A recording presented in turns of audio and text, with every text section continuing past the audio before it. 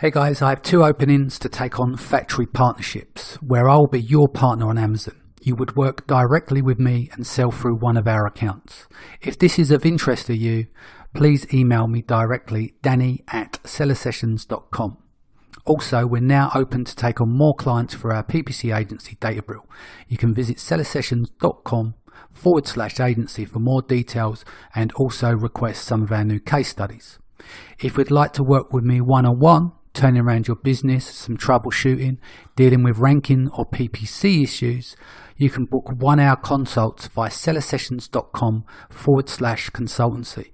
Basically, this is a cost-effective way to troubleshoot your business and get a video recording of the session so you're able to put it into action post-call.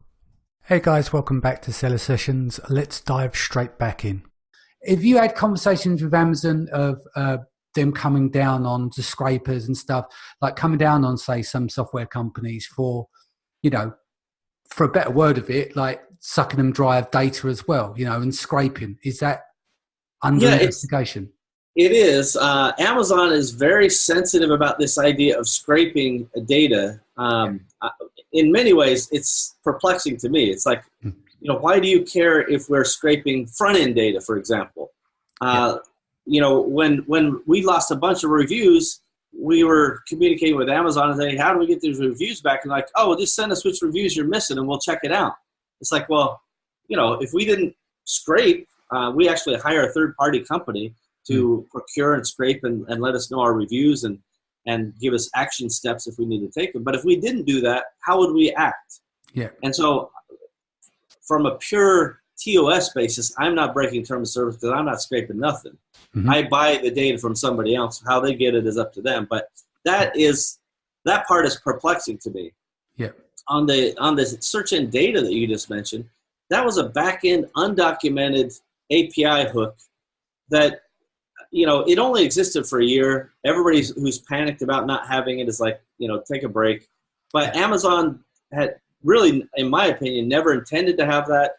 And they don't like that sort of data, which is internal data, to get into the hands of competitors. And they've, talked about the threat of whether it's Walmart or, other potential competitors. They don't want that kind of stuff getting in the hands of the competition. Yeah. And so I think that's fair on their point for the back-end data. But do you think they're actually do anything about it? Because, if you've got companies that are there, I know the companies that do it. I'm friends with some of them, but it seems kind of blasé, if you like, because everyone's had the search volume data and they're selling tools. They're very public. It's not like they're put behind closed doors. And it's interesting. Obviously, the tap's been turned off, but no one's been punished for it. I'm not suggesting they should be punished for it, of course. I'm just saying where do you, like you said, where do you draw the line? You let the leak, it runs for a year, you don't do anything about it. But, on one end, you could come down on someone for a friends and family review. Do you know what I mean? You could literally get suspended if, one review, like friends and family, you could get suspended. Yeah, you could probably get back on the platform. You hire a consultant, you do it yourself, you beg for forgiveness, right? But you could do one friends and family review and get suspended.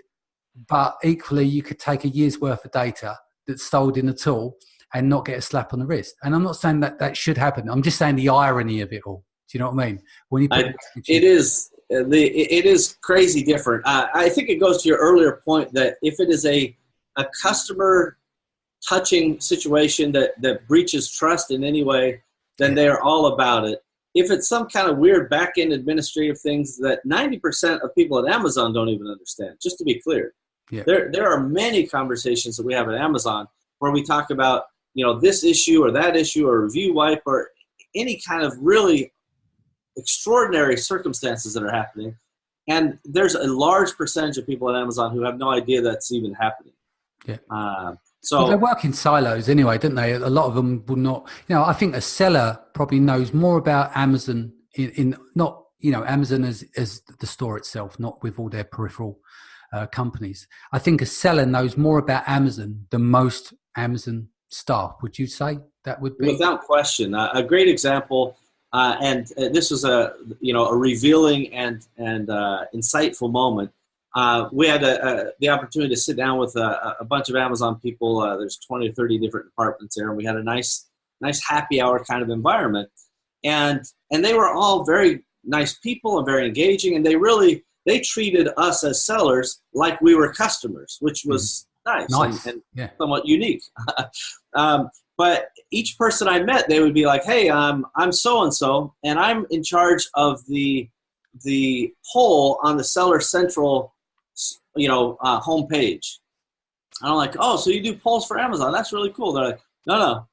My group is responsible. I'm the product manager for that one box on Amazon Seller Central. That's their entire existence, that one box. And they decide what goes in there. They decide how to interpret the data, who to share it with. And that takes all day, every day. That's a full time. And there was 2 or 3 people on that team, as I recall. Wow. So that's just one example.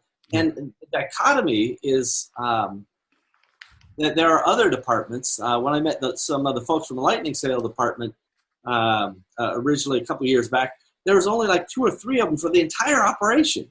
And although I think that's grown slightly, there are some things that are massively impacted that are, in my mind, understaffed, and other things that seem like overcommitment of resources. But that's just how Amazon works. And I can say unequivocally that the average Amazon seller, not to mention the expert sellers, know more than the average Amazon employee about how to sell on Amazon. Not the inner workings of Amazon. And that's to be expected. We're experts in what our business is and what it needs to be. Yeah. And so moving on slightly, coming around this vendor one account, did you see the email that went round, I think it was on Facebook, where someone's basically saying Amazon's literally taken over, you're now going to sell on the vendor side. I mean, it's like crazy, but I've not seen it widespread. It just seemed like maybe it was a product manager or, an account manager that sent this out. But what's your whole take on this whole vendor one or one account or whatever it's meant to be coming up? And do you have any inside gossip for us? Well, I don't have any inside gossip. I learned about that initiative, which, as I understand it, is essentially Amazon going to a marketplace seller and going, "Hey, it's been great, it's been fun, but it ain't happening anymore. You either sell to us as a vendor or you don't sell at all." Right. Okay. And that's a pretty stark change in policy.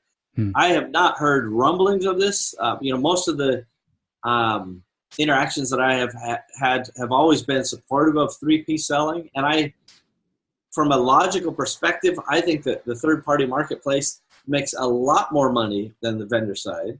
Yeah. That said, I do think, one of the merging threats and maybe the most clear and present danger is Amazon knocking off, the best private label brands with their own brands. Yeah. That I see as an extraordinary problem for folks like us, because we pioneer and we kind of flesh out what works the best. We get it to the best movement, and then they come in using all of our data, and this is the issue that I have with it.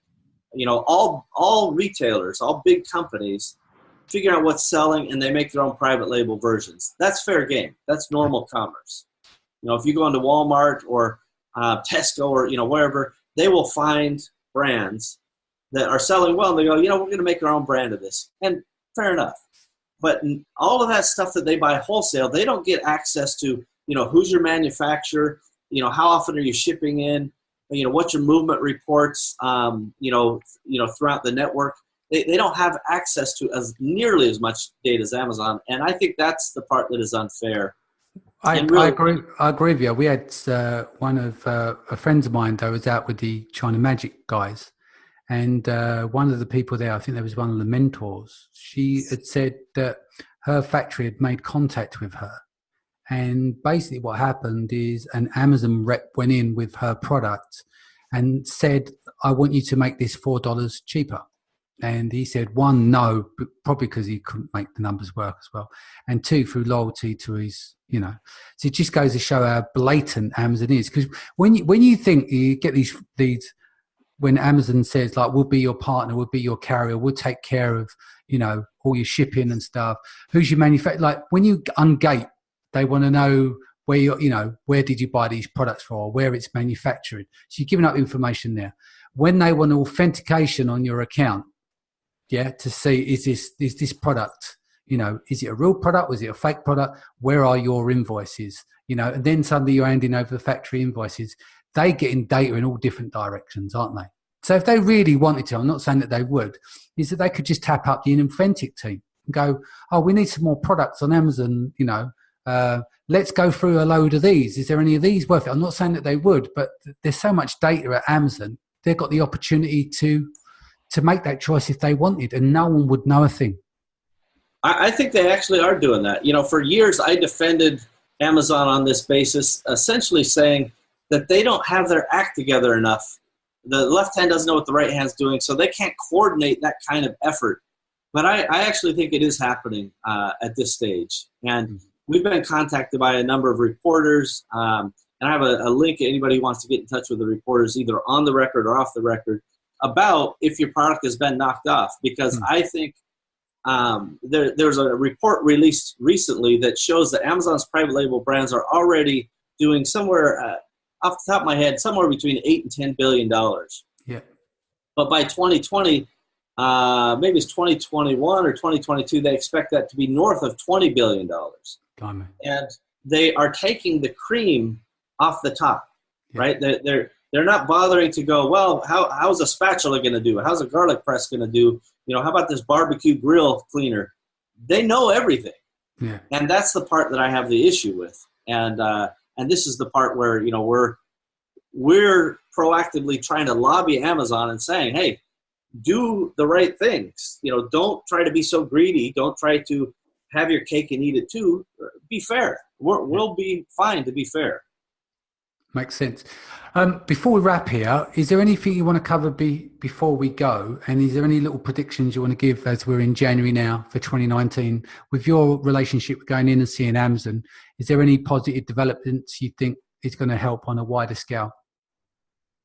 Well, the first thing is I can say that, towards the end of last year, maybe in the late third quarter of last year, Amazon was very committed or showed that a lot of positive actions towards planning and developing resources and allocating resources towards things that were, I think, positive seller initiatives. Yeah. And there was a great deal of time. I took 20 or 30 people with me, and we spent 8 hours at Amazon during a planning session, all about, helping Amazon decide where they allocate the resources.